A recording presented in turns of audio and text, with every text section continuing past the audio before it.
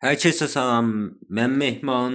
Bu sözü üçüncü dəfədir ki deyirəm, çünki bir dəqiqə üst-üstə toplam 3 dənə oyun videosu çəkirəm bir gündə.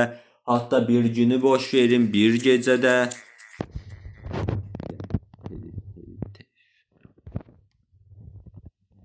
Evet, oyuna girək. Kəskin nişancı olacaq bugün.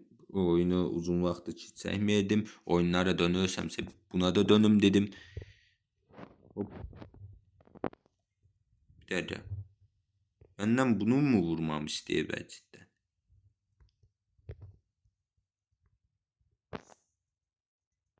Yanlışmış. Bunu vuracaq adamı qorumalıyam o. Anladım.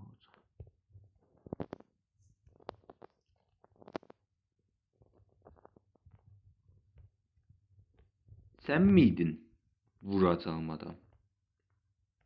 Gel.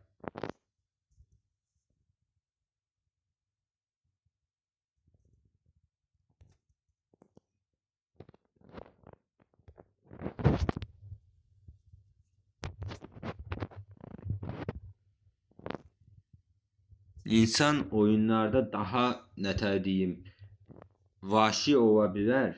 Vahşi dediğim yani daha duygusuz olabilir.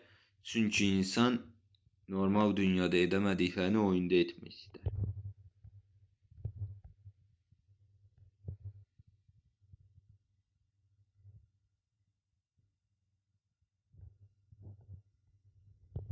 Sen ne yapıyorsun?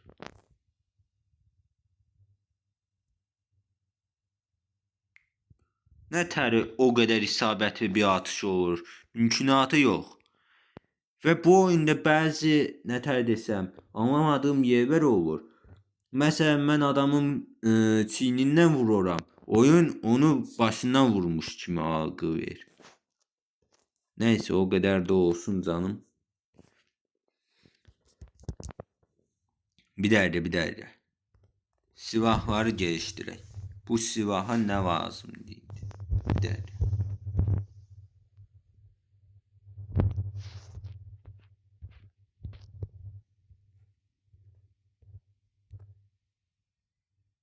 Al. Ayda pul yoktu. Al ya. Al. Bu video, bu seri onsuz da az izlenir. Birazdan kapatayım videoyu. Hatta bunun vuruştan sonra kapatayım.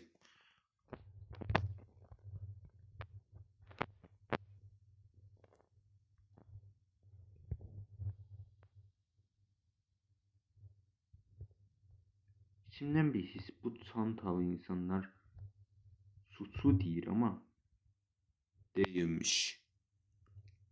Boşu boşuna insanı öldürdük. Neyse videoyu sonlandırıram. Görüşək, özünüzə yaxşı baxın.